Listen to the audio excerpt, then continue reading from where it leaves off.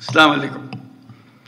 প্রথমে দুঃখ প্রকাশ করছি তোমাদেরকে কষ্ট দেওয়ার জন্য, দৈব চয়নের কারণে। এটা কেউ মনে করছে একটা হাসি ঠাট্টার বিষয়, আমাদেরকে ইচ্ছা করে কষ্ট দিয়েছে, কিংবা এরকম উদ্ভট কেন চিন্তা করলো, এটা কি ফায়দা হবে। আমাদের লক্ষ্য ছিল যে কোনো রকমের বায়াস যেন এটার মধ্যে না ঢোকে। অনেক সময় শত প্রচেষ্টা সত্ত্বেও বায়াস ঢুকে পড়ে, নিজের উপরে যদি ছেড়ে দিই। কিন্তু দৈব চয়নটি এসছে যেন নিজেকে এর থেকে দূরে রেখে ফেলতে পারি। আমরা যে কজনই এটার সঙ্গে শরিক ছিলাম, তাদের কারো কোনো রকমের বায়াস এটার মধ্যে না ঢোকে, যাতে মুক্ত মনে যেখানে জায়গা হয়েছে, আমার নম্বর পড়েছে, সেখানে গেলাম, সেখানে আমি আমার কাজ করব। এটা অসুবিধা, ব্যক্তিগত অসুবিধা হয়। কোথায় গিয়ে পড়লাম, চিন্তা করি না কোনোদিন এখানে কাজ করতে হবে। আমরাও ভাবি না যে এর জায়গায় এখানে হবে, ওর জায়গায় এখানে হবে। কিন্তু একটা চ্যালেঞ্জ সৃষ্টি করে, শুরুতেই একটা চ্যালেঞ্জ। এই চ্যালেঞ্জটা নেবার জন্য মানসিক প্রস্তুতি দরকার। এটার ফলে আশা করি এই কষ্টের মধ্যেও সেই চ্যালেঞ্জটা গ্রহণ করার একটা মনোভাব তোমাদের মধ্যে জেগে উঠবে যে আমি এই চ্যালেঞ্জ গ্রহণ করলাম। তাহলে সব জিনিস পরিষ্কার হয়ে আসবে। আমরা নির্বাচনের কথা বলছি, যার উদ্দেশ্যে আমরা যাচ্ছি, এটার গুরুত্বটা আমাদের এখন বুঝতে হবে। নির্বাচন বলতেই আমরা অতীতের কিছু নির্বাচনের কথা মনে রাখি, মনে চট করে আসে। তোমরাও দেখেছো সেই নির্বাচনগুলো। কেউ প্রহসনের নির্বাচন বলে, প্রতারণার নির্বাচন বলে, তামাশার নির্বাচন বলে। এগুলো হলো তাদের বিশেষণ। সেখান থেকে আমাদের চলে যেতে হবে বহু উপরে। কাজে এই দূরত্বটুকু আমাদেরকে অতিক্রম করতে হবে, যে লোকে মনে যেন জানে এই পরিবর্তন সম্ভব, এবং তোমাদের মাধ্যমেই সেই পরিবর্তন হবে। কাজে এই দৈব চয়নের মাধ্যমে যারা নির্বাচিত হলো তোমরা, তারা একটা ঐতিহাসিক দায়িত্ব পালন করার জন্য, সাধারণ দায়িত্ব পালন করার জন্য। সাধারণ দায়িত্ব সবসময় দিক থেকে এখানে যাওয়া সব হবে, কিন্তু একটা ঐতিহাসিক দায়িত্ব পালন, এটা ইতিহাসে যেন স্মরণ করে। এখানে তোমরা অনেক কথা বলেছো, তার মধ্যে বাইরের যারা পরিদর্শন করবে, আসবে, পর্যবেক্ষণ দল আসবে, তারা আমাদের খুদ ধরার চেষ্টা করবে, আমাদের এটা হয় নাই, ওইটাই ভাবে হলে ভালো হতো বলবে। এবারের নির্বাচন হলে এমন নির্বাচন, তারা স্মরণ করবে বাংলাদেশের নির্বাচনটা আমরা দেখেছিলাম, এটা এরকম। তারা নানা দেশে এটা বলবে, এরকম একটা নির্বাচন তারা এটা দৃষ্টান্ত হিসেবে নিয়ে যাবে তাদের মাথায়, বারে বারে বলবে এই নির্বাচনের মতো নির্বাচন আমরা কখনো দেখি নাই, আমরা এই কাজ করি, এটা আমাদের একটা পারদর্শিতা আছে। কিন্তু এখানে যে নির্বাচন দেখে গেলাম, সেটা আমাদের একটা স্মরণীয় পরিদর্শন হলো, আমাদের স্মরণীয় অভিজ্ঞতা হলো, সেই অভিজ্ঞতা আমরা এখান থেকে নিয়ে যাব।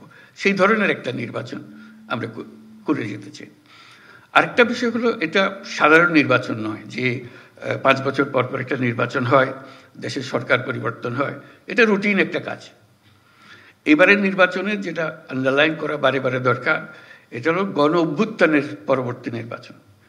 গণ অভ্যুত্থানে যারা শরিক হয়েছিল, আমরা যারা এর সঙ্গে আছি, যুক্ত আছি, এটা তাদের আদর্শ, তাদের স্বপ্ন বাস্তবায়নের ক্ষেত্রে সেই বাস্তবায়নটা আমাদের এই নির্বাচনের মাধ্যমে আমরা করে যাব। যে এই নির্বাচন, তোমরা যে স্বপ্ন দেখার মাধ্যমে জীবন আত্মত্যাগ করেছ, সেই আত্মত্যাগের পেছনে যা যা তোমাদের মাথায় ছিল, সেটাকে আমরা এখন স্থায়ী রূপদান করতে যাচ্ছি।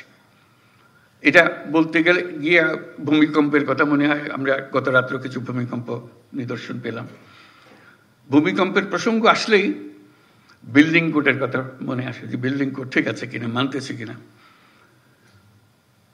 এই যে নির্বাচন এটা বিল্ডিং কোড তৈরি করার সুযোগ, যে আমাদের যে সমাজটা তৈরি হবে তার বিল্ডিং কোডটা কি হবে। যত বড় ঝাঁকুনি আসুক, এটাকে নাড়াতে পারবে না। এই নির্বাচন সেই নির্বাচন যেখানে বিল্ডিং কোড তৈরি হবে। যারা বিল্ডিং কোডটা তৈরি করবে, তাদের হাতে এই দায়িত্ব দেওয়ার জন্য। তার সঙ্গে যে গণভোট আসছে, এটা শুধু 5 বছরের নির্বাচন, সনাতন নির্বাচন তা না, এটার একটা বড় গুরুত্বপূর্ণ জিনিস হলো গণভোট। সেটা হলো বিল্ডিং কোড। এই বিল্ডিং কোডটা আমরা তৈরি করে দিয়ে যাব, যেটা শতবর্ষ ধরে এই দেশকে, এই জাতিকে সামনে এগিয়ে নিয়ে যাবে। কাজে এই দায়িত্ব, এই ঐতিহাসিক দায়িত্ব যে পেয়েছ, এটার জন্য আল্লাহর কাছে শুকরগুজারি করো। যে আমাদেরকে এই দায়িত্ব পালন করার সুযোগ দিয়েছে। আমরা সারা জীবনে যখন জীবনে কি করলাম সেটা বিচারে বসবো, এটার জন্য 1 নম্বরে আসে যে আমি এটাতে শরিক ছিলাম, এই বিল্ডিং কোড তৈরি করে দিয়ে এসছি বলে আজকে দেশটা আমরা পেয়েছি, আমাদের সন্তানদের কাছে এই দেশ অর্পণ করে যেতে পারছি। কাজে ওই ঐতিহাসিক ভূমিকাটার কথা স্মরণ করো। এই যে আজকে এই দায়িত্ব পেলে, এটার জন্য আল্লাহর কাছে শুকরগুজারি করবো আমরা সবাই, যে এই দায়িত্ব, ঐতিহাসিক দায়িত্ব পালনের সুযোগ আল্লাহ আমাদেরকে দিয়েছে। অন্য কেউ দিতে পারত, কিন্তু আমরা এই দৈবচয়নের মাধ্যমে আমরা এই সুযোগ পেয়েছি এবং এমন বিল্ডিং কোড তৈরি করে দিয়ে যাব যাতে এই জাতি কোনোদিন আর হেলতে না পারে, তুলতে না পারে, শক্ত মজবুতভাবে থেকে যাবে। সেটাই হলো আমাদের চ্যালেঞ্জ এই নির্বাচনের মধ্যে যেটা আছে, আমরা যেটা করতে চাচ্ছি। 5 বছরের নির্বাচন, সনাতন নির্বাচন, সেটা হচ্ছে একটা ভিন্ন নির্বাচন। আর তার সঙ্গে আছে শতবর্ষের নির্বাচন, ওই যে বিল্ডিং কোডের কথাটা বললাম। এই দুটো একত্রে এটার মাহাত্ম্য, এটার গুরুত্ব অনেক অনেক বেশি। সেই জিনিসগুলো ধরে রাখা, কিভাবে আমরা করব, সেই জিনিসগুলো বুঝের মধ্যে নিয়ে আসা, যে আমরা গণ অভ্যুত্থানের স্বপ্ন বাস্তবায়নে আছি। এভাবে আমি বলেছি যে এটা আমাদের ধাত্রীর কাজ করতে হচ্ছে, তাই নতুন বাংলাদেশ জন্ম লাভ করবে এই নির্বাচনের মাধ্যমে। এই নির্বাচন আমাদেরকে নতুন বাংলাদেশের দরজা খুলে দেবে। তো কাজে নতুন বাংলাদেশের যে জন্ম হবে, এই আমাদের যারা এখানে উপস্থিত আছি তাদের ভূমিকা হলো ধাত্রীর ভূমিকা, যে আমরা যেন সুন্দর সুষ্ঠু সেই জন্মটা দিতে পারি তাদেরকে, সেই ভবিষ্যৎ বাংলাদেশে। নতুন বাংলাদেশ তো নিজে নিজে আসমান থেকে আসবে না, আমাদের হাতে তার জন্ম লাভ করবে। এই জন্ম লাভের প্রথম সূত্রটা হলো, প্রথম স্থানটা হলো তোমাদের হাতে, যেটা এই নির্বাচন করতে যাচ্ছ। সেটা করার জন্য আমরা কিভাবে করতে পারবো সেটা জানা, যে আমরা এটা দীর্ঘমেয়াদের এক জিনিসের তৈরি করতে যাচ্ছি। এই সময়টুকু, যেটুকু সময় নির্বাচনে, মাত্র ফেব্রুয়ারি মাসে নির্বাচন হবে, এটার গুরুত্ব এত বেশি, প্রতিদিন তোমাকে চিন্তা করতে হবে যে আজকে আমার কি দায়িত্ব, কি করবো আমি এটাকে সর্বাঙ্গ সুন্দর নির্বাচন করার জন্য, মজবুত নির্বাচন করার জন্য, সবাইকে বোঝানোর জন্য, সবাই যেন একমত হয়। এটা তাকে জোর করে করানোর বিষয়ে আমরা যাব না, আমরা বলছি সবাই একমত হয়ে, একত্র হয়ে আমরা করব, দলমত নির্বিশেষে সবাই একমত হবে যে আমরা একটা নতুন নির্বাচন, নতুন বাংলাদেশ গড়ার জন্য আমরা আজকে তার জন্ম দেওয়ার মুহূর্তে এসেছি, সেই জন্মটা লাভ করবে। আগে একটা স্বপ্ন দেখেছিল গণ অভ্যুত্থানের মাধ্যমে, আজকে বাস্তবের পথের মধ্যে আমরা তাকে উঠিয়ে দিচ্ছি। সেই নির্বাচনের মাধ্যমে আমরা যেন অগ্রসর হতে পারি, যেন দেখতে পারি কি আছে। স্বপ্নের মধ্যে যা যা ছিল আমরা সেটা করতে থাকবো। তার মধ্যে বিভিন্ন বিভাগ থেকে আমরা এসেছি, বিভিন্ন জেলার থেকে, এটা তার মধ্যে একটা প্রতিযোগিতাও যেন হয়। আমি বারে বারে স্বরাষ্ট্র মন্ত্রণালয়কে বলছি, শুধু দিয়ে দিলাম কাজে তা না, তার মধ্যে একটা আনন্দ থাকতে হবে, চ্যালেঞ্জ থাকতে হবে। সেই চ্যালেঞ্জ হলো যে কে প্রথম হলো, বিভাগে কে প্রথম হলো, 1 নম্বর কে হলো, 2 নম্বর কে হলো। এটা হাসি ঠাট্টার বিষয়, কিন্তু সিরিয়াস বিষয়। দেখলাম যে আমি 1 নম্বর হয়েছি, একটা তালিকা প্রকাশ করা, প্রতি মাসেও তালিকা প্রস্তুত করতে পারি, একবারই শেষ করে তালিকা, এবং সবাইকে জানান দেওয়া, এই 1 নম্বর, 2 নম্বর, এই 8 নম্বরে, এই 5 নম্বরে, এই 7 নম্বরে দেখা। কেন আমি পিছিয়ে পড়ে গেলাম, ব্যাখ্যা চাই, ব্যাখ্যা দেবে, তারপরে আমার উৎসাহ জাগবে, আমি ওদের ডিঙিয়ে যাব। কারণ এই ঐতিহাসিক মুহূর্তগুলোকে ছাড়া যাবে না, ঐতিহাসিক মুহূর্তগুলোকে চ্যালেঞ্জের মধ্যে নিয়ে আসতে হবে, যে আমরা প্রতিযোগিতামূলকভাবে আমরা করে যাচ্ছি। আমরা সবাই মিলে, আমরা একটা, আমাদের রাষ্ট্র আমাদেরকে দায়িত্ব দিয়েছে এই বিল্ডিং কোড তৈরি করে দেওয়ার জন্য, মজবুত করে ওটা ইঞ্জিনিয়ার ডিজাইন করে দিয়েছে, এখন আমাদেরকে ঢালাই করতে হবে, এটাকে ঢালাই করে তৈরি করতে হবে সেই জিনিসটা। সেই কাজটা আমাদের হাতে দিয়েছে, আমরা এটা করে যাব। সেই করার মধ্যে একটা প্রতিযোগিতা হবে, সুন্দর প্রতিযোগিতা হবে, কে কী করলাম, এবং সৃজনশীল হতে হবে। সব কথা কাগজে লিখে দেওয়া যায় না, মাথায় আসে না, কিন্তু এই লেখার ফাঁকে ফাঁকে তোমাকে সৃজনশীল হতে হবে। এই জিনিসটা আমি কিভাবে করব, এটা আরো সুন্দর করে করবো, জিনিস এটা দিয়েছে আমি এটাকে এইভাবে আরো সুন্দর করে করব, এই জিনিসটা মাথার মধ্যে রাখা। বিভাগে আভ্যন্তরীণ প্রতিযোগিতা হবে, সারা দেশব্যাপী একটা প্রতিযোগিতা। বিভাগের সবচেয়ে 1 নম্বর যে হবে, এই 8 বিভাগের মধ্যে 8 জন 1 নম্বরে হবে, তাদের মধ্যে দেশের মধ্যে সেরা কে হবে। এবং সেটার জন্য আমি আগেও বলেছি এই ধরনের এক সভায়, যে তাদেরকে রাষ্ট্রীয় পুরস্কার দেওয়া, যেটা এত বড় একটা কাজ করেছে, তার মধ্যে দেশের মধ্যে এটা সেরা, ভূমিকা পালন করেছে তাকে 1 নম্বর রাষ্ট্রীয় পুরস্কার, অন্তত মন্ত্রণালয়ের পুরস্কার যেভাবে সঙ্গতিপূর্ণ হয় এরকম পুরস্কার দেওয়া 1 নম্বর, 2 নম্বর, 3 নম্বর। কাজে ওটা একটা আনন্দ, এমনিতে আমি করবই, এটাকে আনন্দের মধ্যে নিয়ে আসলাম যে আনন্দের মধ্যে আমরা কাজটা করে যাব।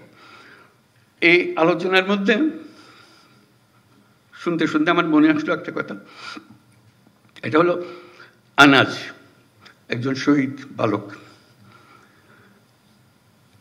সে 10ম শ্রেণীর ছাত্র ছিল, সবার মনে আছে, সবাই দেখেছে তার চিঠি।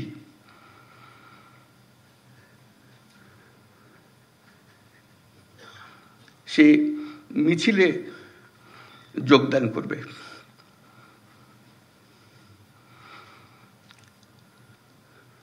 সে বলছে, মাকে বলছে, আমি স্বার্থপরের মতো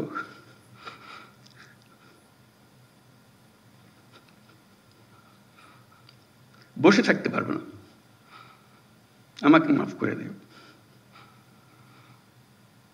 যদি ফিরে না আসি আমাকে মাফ করে দিও।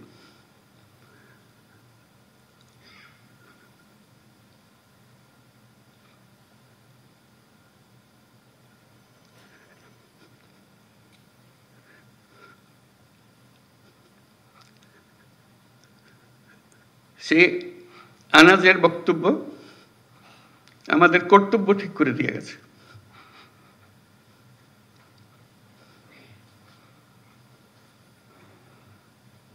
আমরা বসে থাকবো না,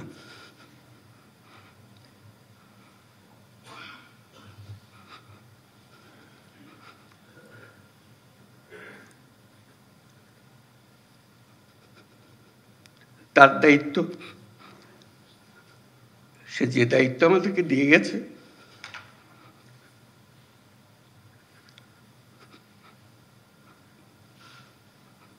সেটা আমরা গ্রহণ করলাম। সে জেনে শুনে গেছে, বলছে যদি ফিরে না আসি আমাকে মাফ করে দিও। সে ফিরে আসে নাই, আমাদেরকে দায়িত্ব দিয়ে গেছে।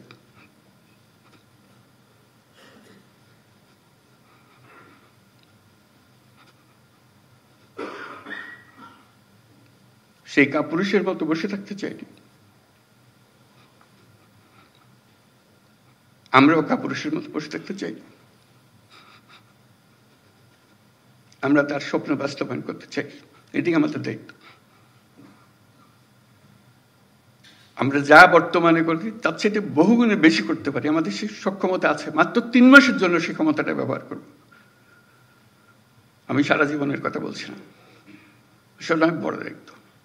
এই 3 মাস আমার পক্ষে যত উচ্চ লেভেলে কাজ করা সম্ভব, যত নির্ভুলভাবে কাজ করা সম্ভব সেটা আমি করব।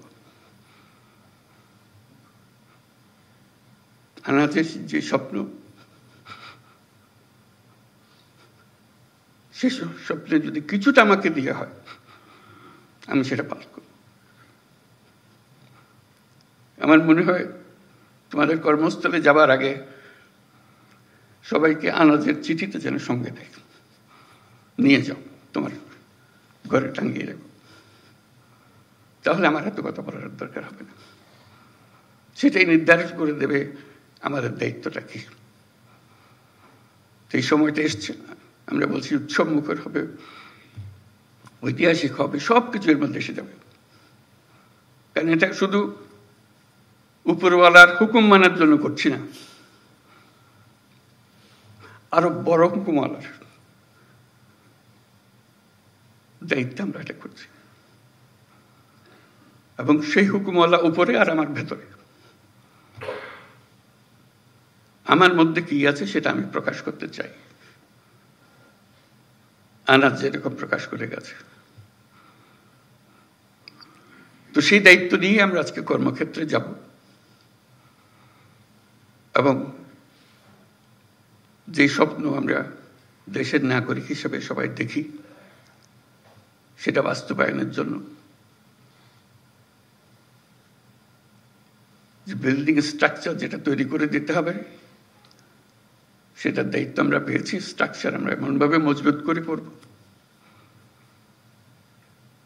শত বছর ওটা হেলবে না, তুলবে না। আমরা শেষ বয়সে স্মরণ করবো এই কাজটা আমরা করেছিলাম। অতীতের দিকে যখন তাকাবো, গর্ব করে তাকাবো। আমরা গণ অভ্যুত্থানে শহীদ হই নাই, আমরা তাদের সমর্থন দিয়েছি, দূরে থেকে দিয়েছি, কাছে থেকে দিয়েছি, নিমরাজি হয়ে দেখেছি, বহুল উৎসাহ সহকারে দিয়েছি, কিন্তু তাদের মতো প্রাণ দিতে পারি নাই। আজকে আমরা আমাদের যে প্রাণ আছে সেটাকে আমরা এই 3 মাসের সময়টুকুর জন্য অন্তত চিন্তা করব। এটা সরকারি চাকরির জন্য করছি না, নাগরিক হিসেবে, দেশের একজন যোদ্ধা হিসেবে আমি এই কাজটা করছি। সবাইকে ধন্যবাদ।